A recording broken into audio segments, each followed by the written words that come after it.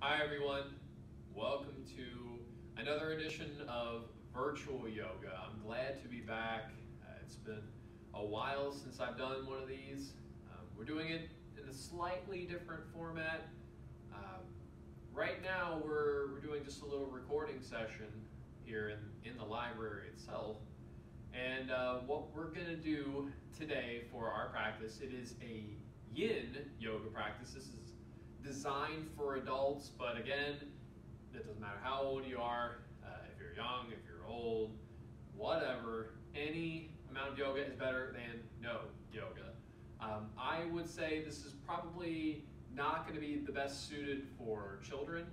A lot of kids really struggle to maintain the mental awareness of a yin yoga practice because it's a lot of gentle stretches that we're going to hold for a while, a couple of minutes for maybe just one or two poses. So right, that can be pretty difficult for them to pay attention to. But, however, again, a teenager might reflect and really enjoy this kind of practice. But again, mostly designed for adults. My plan for today is to do what I call everyday yoga. Right? This is a yin yoga practice for stretching, but I call it everyday yoga. Some things that you can do every single day of your life where it's not going to be too strenuous of a practice, right? So you can do it every day, doesn't matter where you are. Especially the first bit of this that I don't call it this. My teachers call these the meridian exercises. I did a handful of these a while ago, back when I was teaching at my own house. And the whole sequence of the meridian exercises is to take every joint to the full range of motion. We're talking toes, working all the way up to the neck. And then after we've done the meridian exercises, I'm going to show you 3 poses that I would recommend you do every single day. You don't have to do all of these in one day. You could just do the meridian exercises. You could just do these 3 stretches. You could do both. But I'm teaching it in a way where you can break it up. So if you only want to do one part of this, that's fine. You want to do the other part, that's fine. You want to do both, honestly, that's even better. But it's also designed for if you don't have an hour of your day to do a practice, you can do one of these, knock them out in 15 minutes. You can probably do the other one in 15 minutes as well. Now we're going to take our time, we're going to go through really slow today just because I want you to really feel everything that we're going through. But again, once you start becoming more familiar with this practice, you can do it at your own pace, right? You really could knock out the meridian exercises in 10 minutes or less if you want to just kind of speed through it. But if you wanted to take your time, we could really draw this out for an hour. My plan, though, is probably do about 20 minutes of the meridian exercises, about 20 minutes of the stretching, and then we'll use the remainder of our time for Shavasana. But we'll start this off in a comfortable position. If you want to take a seat and sit in seated meditation, that's fine. Or if you would rather lay down on your yoga mat, that's fine too. Just wherever you are most comfortable, go there, and then close your eyes. Nothing to see at this point, just more to feel and pay attention to. And I want you to pay attention to your breath. Breathe low in your belly. Low in your diaphragm. And if you want to double check if you're doing this correctly, place a hand on your stomach below your belly button. You'll feel the stomach expand when you take an inhale. It will contract when you take an exhale. And this is belly breathing. It's the breathing technique that I recommend for our practice. It will slow you down, calm down the nervous system, slow the heart rate down, slow the mind down. And what we're doing, like I mentioned, everyday yoga, a combination of 2 practices, the meridian exercises and yin yoga. The meridian exercises, like I mentioned, for working every single joint. We'll take every joint to its full range of motion. And then once we've completed that, we'll transition into some yin yoga. We're going to be doing a couple of poses. We'll be doing 3 poses that I would recommend you do every single day. During this part of the practice, or any part, if you find yourself struggling, it's not an uncommon thing, please don't push yourself so hard to the point where you might actually hurt yourself. I would rather you underdo all of this rather than overdo it, right? So just keep that in mind whenever you're doing your practice, right? Go under if you can, because if you go under, you won't overstretch.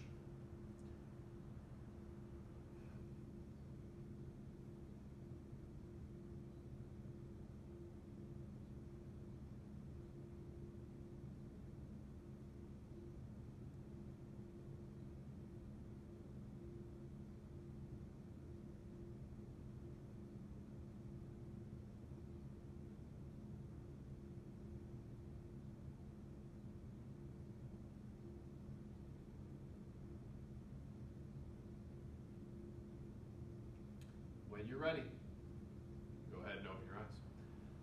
And we're going to start this off with the meridian exercises, starting with our toes. You thought I was kidding? I'm not kidding.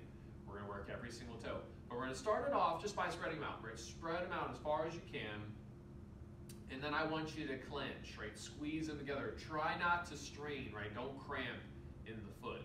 But then go back and forth between the two, spreading, clenching, right? Back and forth at your own pace here. We just want to loosen up our toes before we literally take them all to their full range of motion. And we're going to point our toes forward. You're going to stretch the top of the ankles here. And you're going to bring them back towards you. And just back and forth again between the two. Back and forth.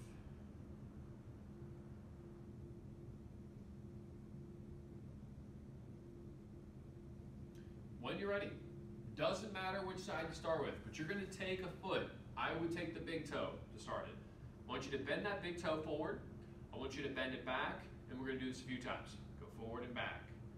You can be as systematic about it as you want to. Some people are just so obsessed with doing it 10 times each way. A lot of times I just go by feel. So if I feel like it's enough, I just stop. Right? But I do my best to balance. I want you to also turn it in and turn it out, right, back and forth. This is called passive rotation. Just a few times, right, each way, balancing.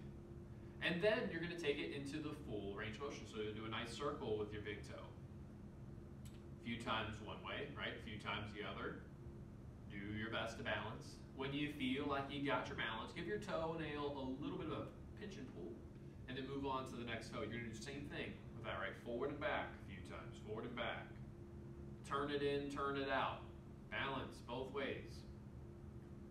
Rotation into a circle one way, rotation into a circle the other.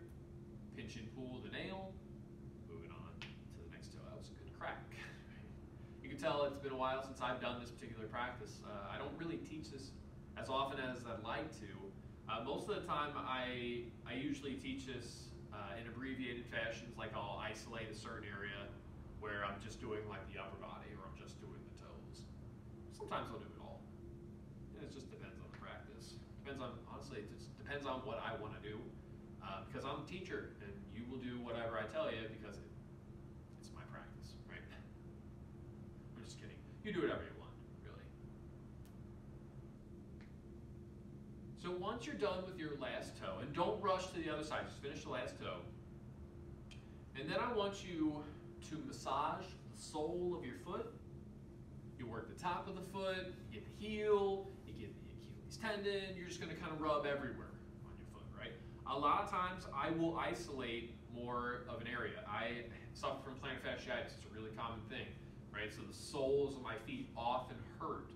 Sometimes, depending on if I've done a lot of walking, like after I've done a backpacking trip where I've walked 15 miles or something like that, the sole of my feet will start to really hurt. It actually kind of feels like it's tearing a little bit every time I take a step. So it's really uncomfortable, right? So after I do something like that, usually I'll rest. But the next day, I'll do a little bit of these. I'll take my thumbs and really push into them. Feel those tight spots because they all will tighten up afterwards. If it's really bad, I'll take a tennis ball and I'll just kind of roll my foot out. You know, there's a couple ways to do it. Forward and back, circles, side to side kind of thing, using your intuition, really. Not right or wrong on that one. Now, when you're done massaging, no rush, but you're going to work your ankle next. We're going to take it to the full range. I like to grab the foot and rotate, but you can do it without the hand if you'd like to. But just full range here, right? You go a few times one way, you go a few the other way. That is the golden rule of yoga. Please go both ways, right? And when you got the balance, you can massage the calf and the shin. This is another area that I feel a lot of tension in. The whole plantar fascia, I mean, it does reside in the foot, but the whole band of it not only starts here and runs here, it runs also up the back of your leg, all the way up your back to the very top of your head. But the closest area that's going to feel the most tension if you do have plantar fasciitis, it's going to be your calves. So I often find myself isolating just stretching my calves a lot too. And this is just something that I personally do. Again, we all have different needs. We all have different bodies.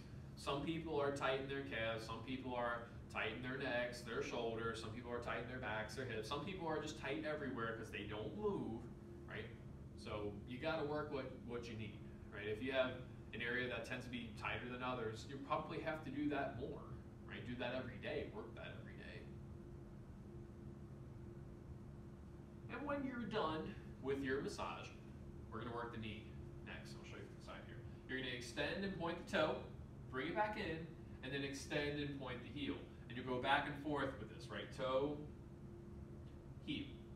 Just back and forth. Toe, heel. Toe, heel. One more time. Toe, and heel. And you're going to place that leg down. And now I want you to massage the bigger muscles of your leg. You're going to work your quad, which is your upper thigh. You'll work your inner thighs. You'll work your hamstrings, that's the back of the legs. You can also rub your IT bands, that's the outside. Something else I would recommend is also working your hip flexors a little bit, or even your glute muscles. Your glutes are your butt muscles, just to be crude about it. Hip flexors are towards the top of the pelvis, right up here. Pretty much everybody is going to feel some hip flexor tightness. I mean, it's just one of those areas that, you know, it does so much movement of your pelvis. It's naturally just going to get tight.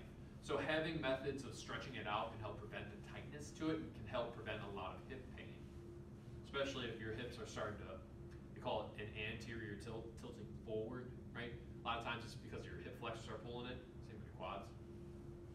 So we want to make sure that those stay loose so that our hips don't get out of whack, because dealing with hip and back pain is miserable. You know, they say 4 out of 5 Americans are going to deal with debilitating back pain at some point in their life. So 80% of us are going to have back pain at some point in our life. And most of us, it's going to be long term, right? It's not just necessarily short term. It starts off short term, but then makes its way into habitual, constant back pain. And that's when things start getting serious, where you feel like, you know what, I can't even move at this point. The worst thing that you can do for yourself is stop moving. It really is. I'll talk more about that as we go on in our practice. We're going to do a couple more things for this leg. I want you to hug your knee up to the chest. Nice little squeeze here. You will feel your IT band stretching the outside of your leg just with this nice squeeze.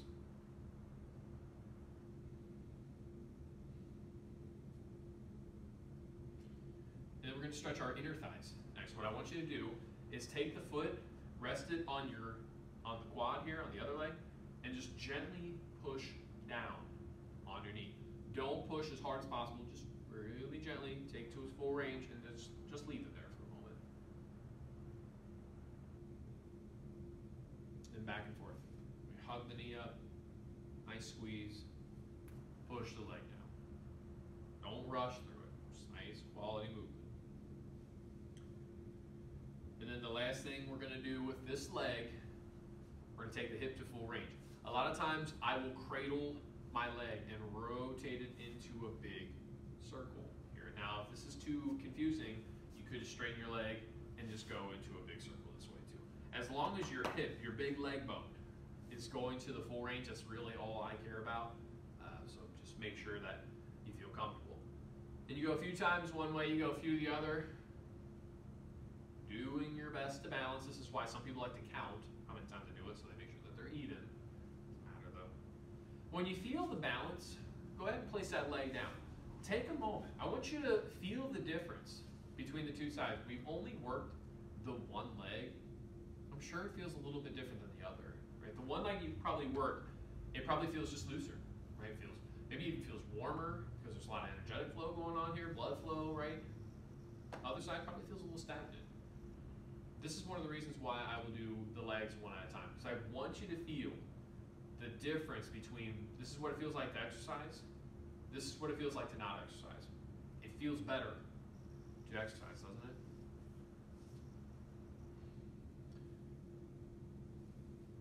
When you're ready, other side.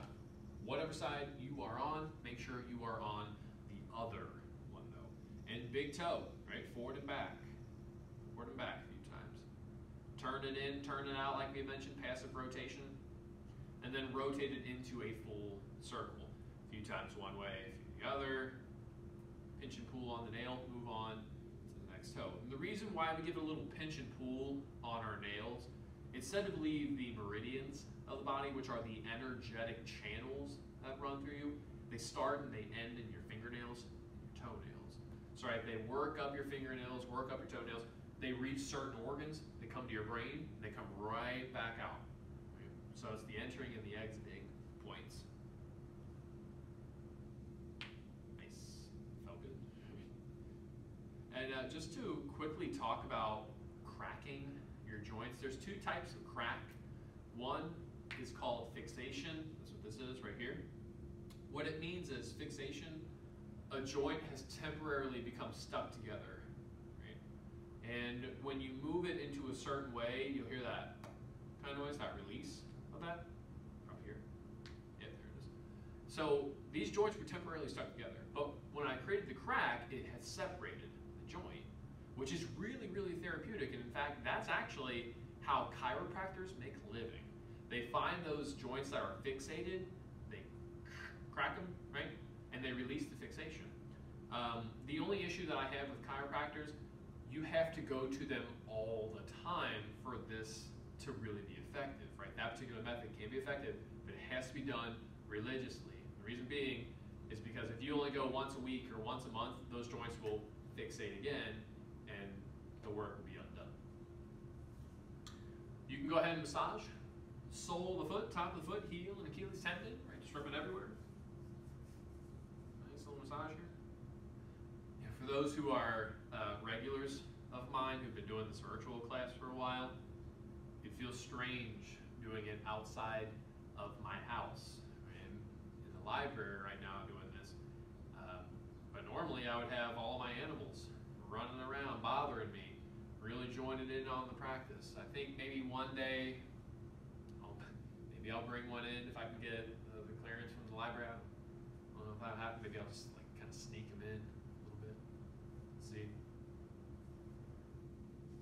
Definitely makes a difference though. I think that was one of the reasons why people even watched in the first place. They were trying to see which animal would be the celebrity today.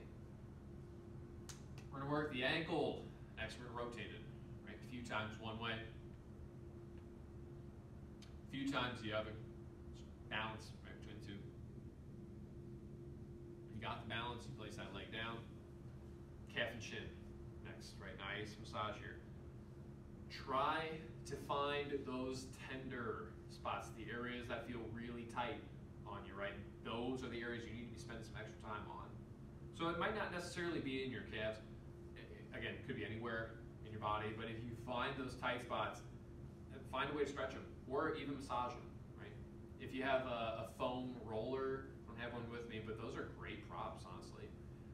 There's a whole practice called the MELT method, which stands for myofascial energetic lengthening technique. It's just a fancy way of saying they're working your fascia. But they take foam rollers and you lay on them, you roll them a certain way, and it helps to break up the layers that are stuck together so that the layers can glide on each other, right? Helps alleviate the muscular tension. It's there too. It's great practice. If you have a foam roller, I mean, you can do them. Look up some methods on YouTube. There's plenty of them. I mean, I have a whole book on it. Again, one of the only issues that I have with it, if you do it too much, like 3-4 times a day, every single day, it actually will develop scar tissue, which is the exact opposite of what you want to do. So just be mindful of doing it too much. I usually will do it like 3 times a week, kind of thing. Nothing too much, but it's like just enough. Then we're going to work our knee next. With the knee, you're going to extend and point your toe, bring it back in, extend and point the heels back and forth between the two. Nothing crazy, right? Just want to loosen up those joints. Just the knee. Knee doesn't really do a lot of bending other than up and down, like this flexion and extension are what they're called. Every now and then somebody will ask me, can we stretch our knee? I'd be like, this is what you got. Place that down. In fact, actually, if you want to stretch your knees, you don't stretch the knee itself. You stretch the quads and the hamstrings because these are the two muscle groups that control that movement. So let's go ahead and massage them, right? We'll get the quads, inner thighs, hamstrings. IT bands are the outside. glutes as well, your butt muscles, your hip flexors, just rubbing everywhere here. It's not a right or wrong kind of thing. It's intuitive. And I think that's the best way to practice any form of yoga. It's your intuition that's guiding you into what feels best for you, because nobody really knows that. Even the world's greatest teachers can't tell you exactly what you're feeling. You have to guide them so that they can guide you, right? That's why I try to remind my students, I am just a glorified guide, right? You tell me what you need to do, I'll show you a couple of different ways to do it. And actually, this is probably a good opportunity to say this.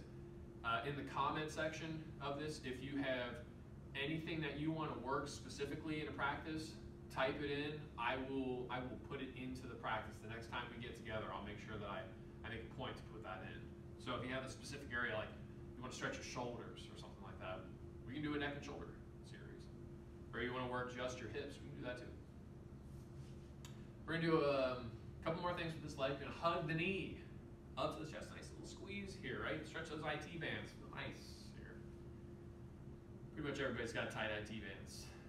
If you're a runner or you're a spinner or somebody who does a lot of activity like that, you are probably tight in your IT bands.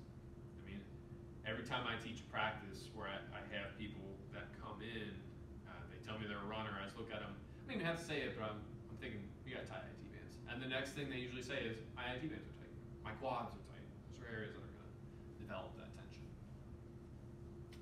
Inner thigh, next, right? Rest the foot on the quad, very gently push down on the knee. Might get a little inner thigh stretch, you might also not, it just depends on how bendy you are, right? If you're pretty flexible, you might not feel it. But we still want to take the joint to the full range.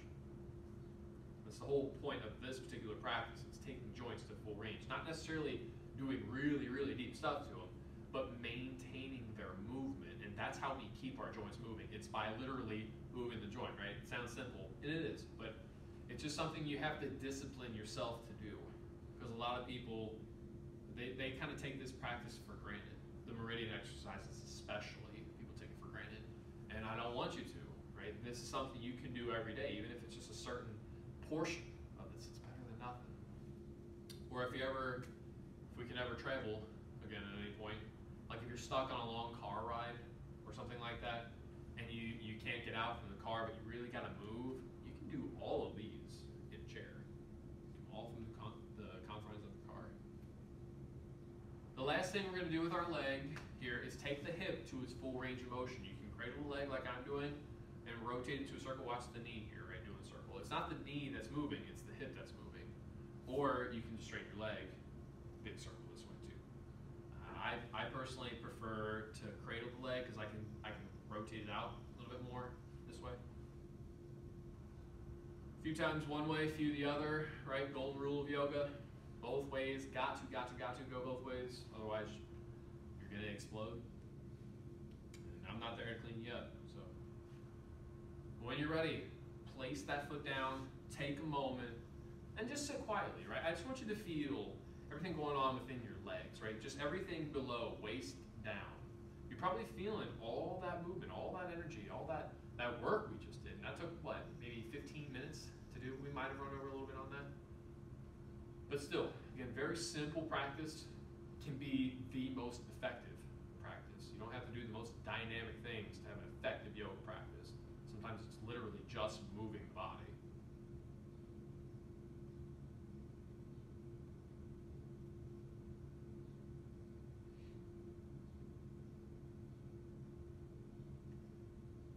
When you're ready, we're gonna make our way into the upper body. And actually, while we're just sitting here, just go ahead and twist from side to side. A little bit back and forth movement.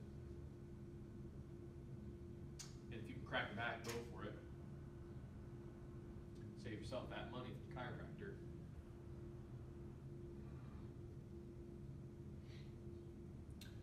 We're gonna work into our hands next. We're really working to the fingers. I want you to, like we did with our toes, I want you to spread out your fingers, then I want you to clench. But something that you can do that's different is clench with your thumbs on the inside of the fist and thumbs on the outside. Right? Just kind of back and forth with it, nothing crazy here.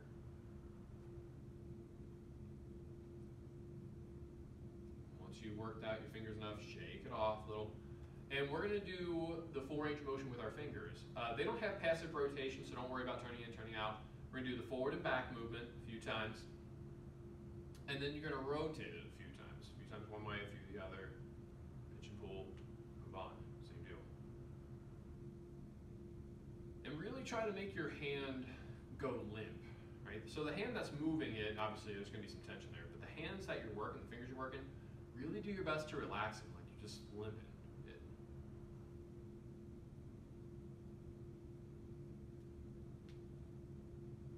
The only difference with this, aside from the no passive rotation, we're going to do both at the same time. So once you're done with the last finger on whatever hand you're starting with, you can move on to the next one.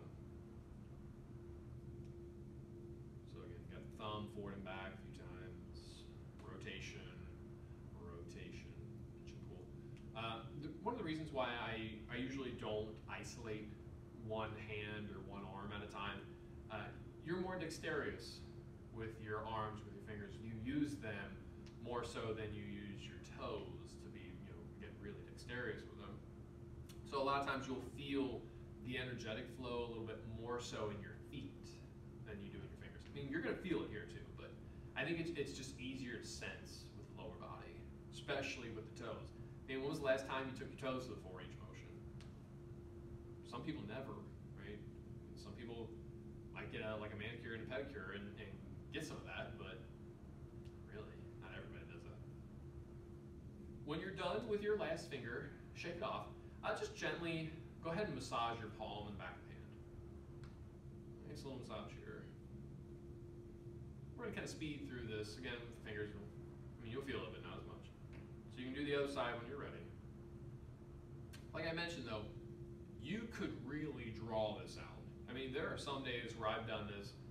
This whole entire series maybe taking me like an hour and a half to complete it. Okay, so you can go as slow as you want, or you can be a little bit faster about it. Like, again, if you only have 15 minutes, it's better than nothing. Shake it off and you're ready. We're gonna work the wrists next. I want you to rotate the wrists, full range of motion here. You can do it at the same direction, same way, or you can counter it, it's fine.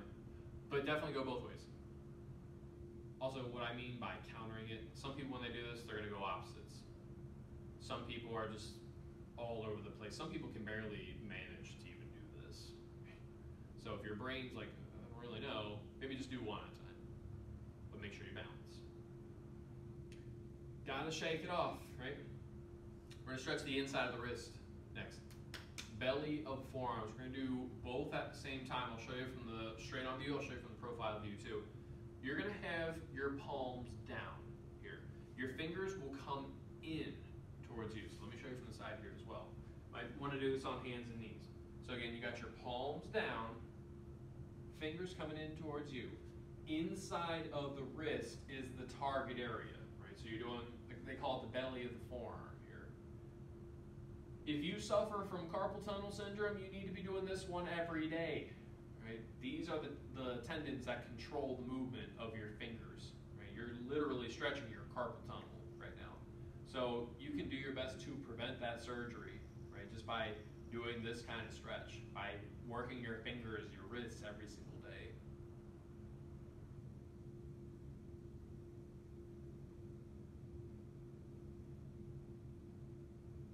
When you're ready, though, real slow, lift it up, just move it around a little bit, right? Very gently. But we gotta do the other side, right? The back of the wrist now is the other side. So you're gonna take your hands, you're gonna flip them over. The back of your hands are gonna be down now against the floor here. And it's the back of the wrist getting stretched. Although if you want to, some people actually prefer to have the back of their hands down on their legs. This is fine. It's still gonna stretch the same area. So whatever just feels more comfortable for you, right? Do that. Don't push yourself to the point where you feel like you need to look like me, because you're not gonna look like me. Nobody will, because we're all different, right? And I know that's like the most cliche thing. We're all different, but we really are. And it's not just flexibility. It's not just the looks of things. It's the literal skeleton that's different. That's what causes us to do things differently when it comes to exercise. And knowing that, it's going to spare you from a lot of injuries. Because people, they fixate on this idea of, I need to look this way. You If you're ready, though, real slow, lift it up, move around, shake it off. We're gonna work our elbows next, the good old elbow. You're gonna bring the hands up to shoulder blades and go out in front of you, right? Back and forth. But it's nothing too much, just back and forth movement here. And the way we're gonna change this up is by going out to the sides. This is the same movement, right, of the joint itself. It's just different muscle groups that work here. So even though you're doing the same movement of the joint, it's a different way of doing it. Hands, shoulder blades, you're gonna rotate a few times one way, a few times the other way, right? Both ways, gotta do it. When you feel like you got your balance, just shake it off a little bit. And we're gonna stretch the neck. We'll do a couple of stretches here, and we'll take it to full range. What I want you to do, doesn't matter which side you start with, take an ear, lift it up to the ceiling. You're gonna feel lengthening throughout the side of your neck here. Holding it just for a moment. Usually with these areas, I will do about 20 to 30 seconds.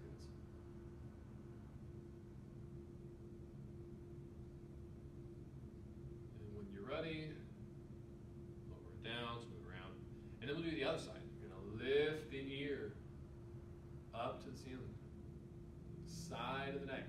Trying to not get the ear to the shoulder. Lifting the ear up to the ceiling is a different emphasis.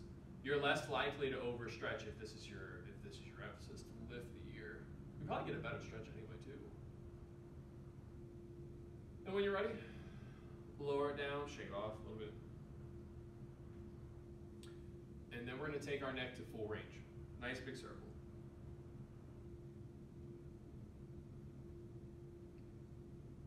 A few times one way, a few the other. Do your best to balance. When you feel you got your balance, go ahead and just sit quietly. We've worked every single joint, taking them all to their full ranges of motion. So just go ahead and observe that work for a moment before we get into our everyday stretches.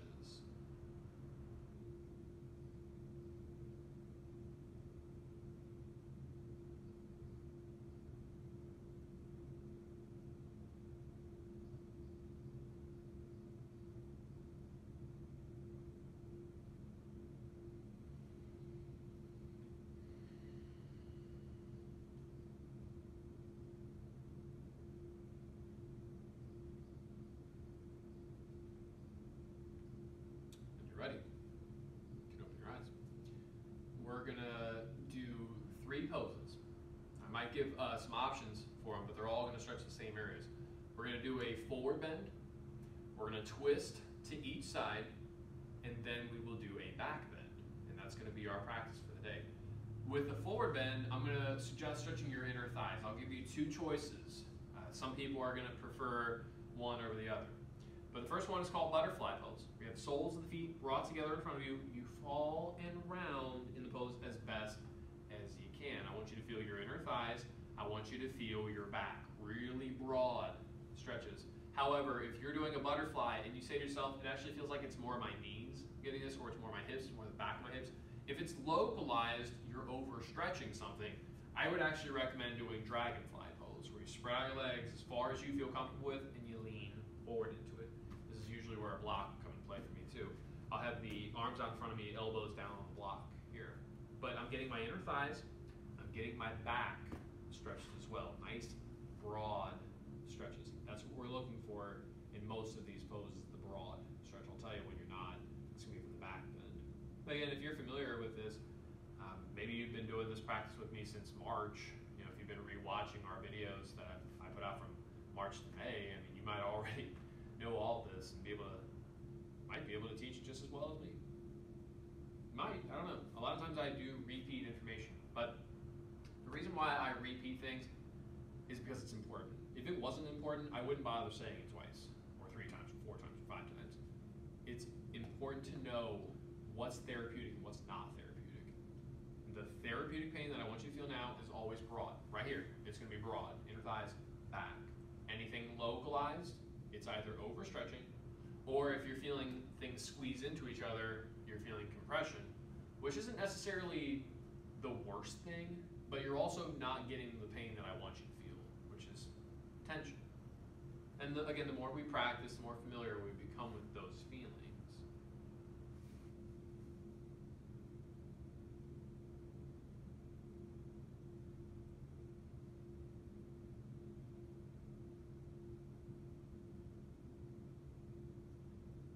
When you're ready, though, there's times real slow. Use your hands, push yourself up, lean back, or lay down, whatever you feel like you want to do. Just take a moment to yourself, right? We want to be able to relax a little. Feel all the differences you've made with that pose. Call it the rebound effect. How different do you feel right now after your body is rebounding from that pose?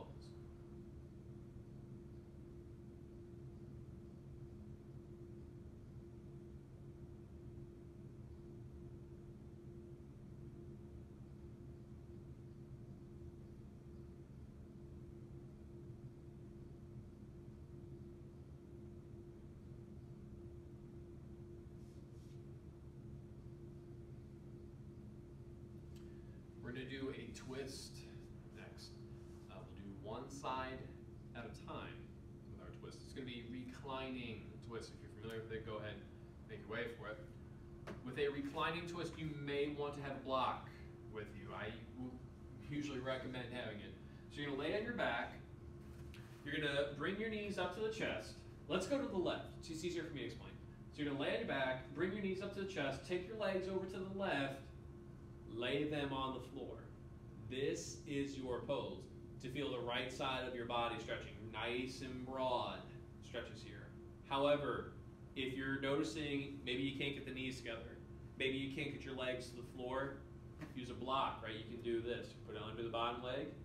You can put it in between your knees. You could do both if you have two blocks or if you have a pillow nearby. A lot of times I will put it in between my knees just to make it a little bit more comfortable. But breathe. Here, right? Some deep inhales, deep exhales. Allow yourself to relax. Let the muscles soften here. Don't worry about going as far as possible. Dial back your effort a little bit. It's okay to do that. I know a lot of teachers won't teach that method, but I will, and the reason being, again, I would rather you understretch than overstretch. I don't want you to pull anything and then not be able to participate for a couple of weeks, right?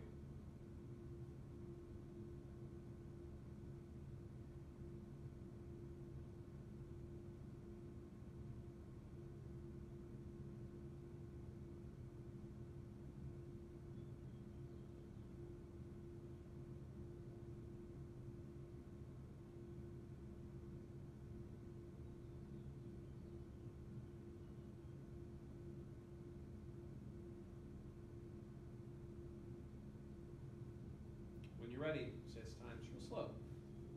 Unwind. Take time on out. Lay down just for a moment.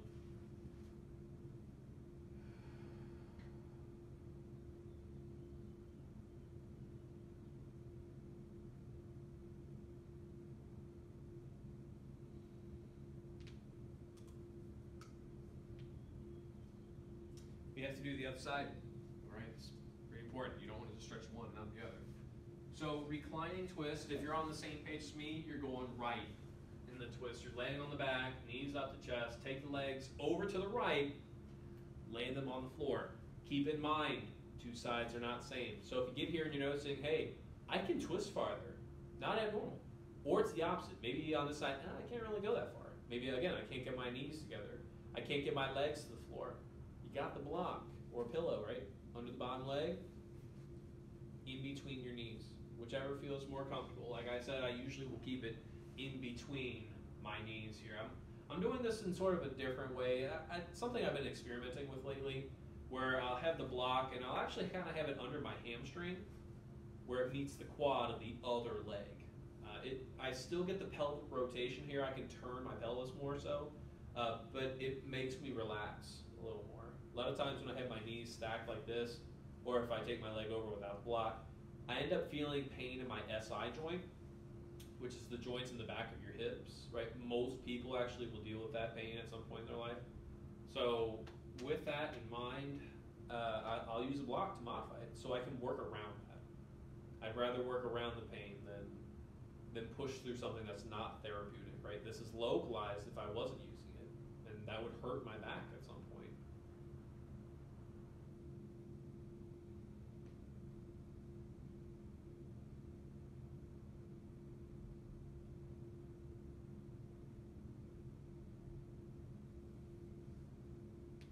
If you are ready, here's your time. Slowly unwind from your twist. Take your time on out. Knees, chest, lay down, whatever you need to take that brief moment off. We're going to do one more pose after our break, and then we'll wrap it up in Shavasana.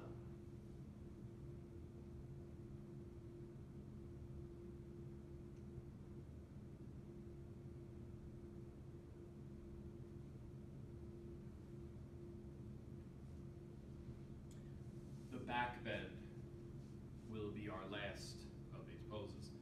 This is where you will not feel a stretch. You're going to feel dull, gentle compression. You're going to actually feel bones squeeze into each other.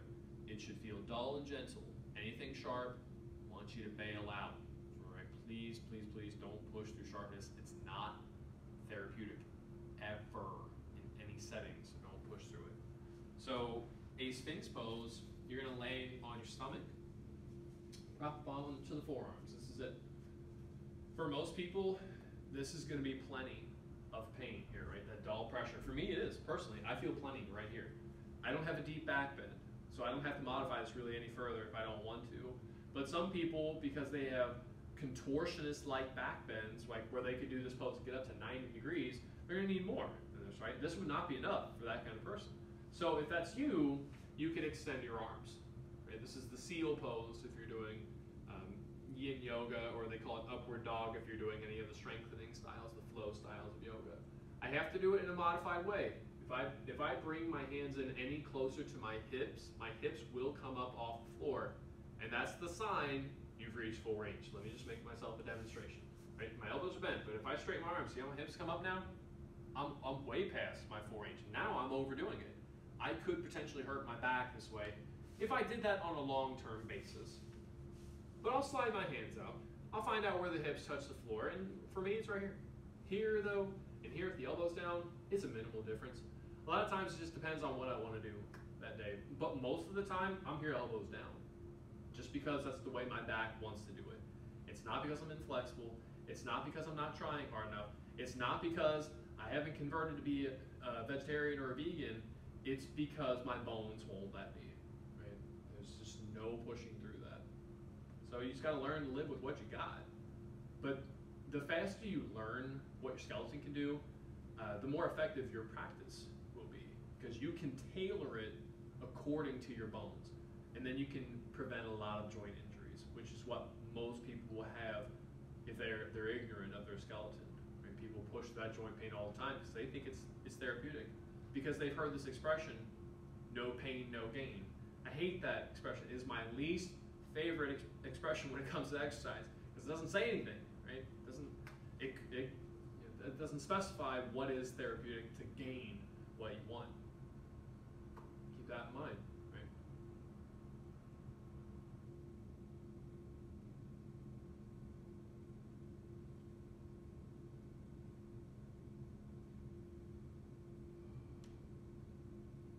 When you're ready, lower down your stomach. Take your time.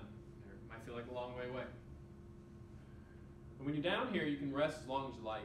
But at some point, it's going to feel great to do a gentle forward bend. So no rush, but maybe like a child's pose feels really nice. You can do a down dog if you're familiar with that. Most of the time, people will just do a child's pose because it's easier, relax more.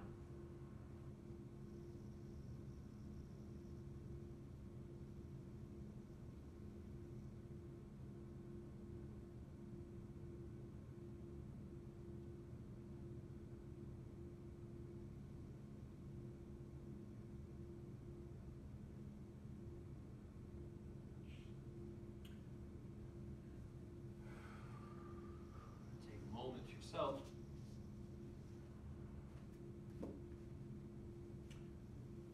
When you're ready, we're at the end of our practice.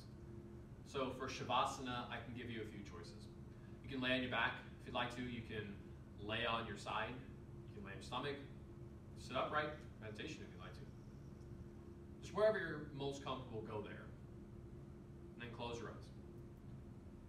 Nothing to see at this point, more to feel and pay attention to. I want you to focus on your breath and breathe low in your belly, low in your diaphragm. Turn your senses, your awareness within, and for the last few minutes, give your body a compare and contrast. How different do you feel right now as opposed to when you first started your practice? What differences did you just make in your own body?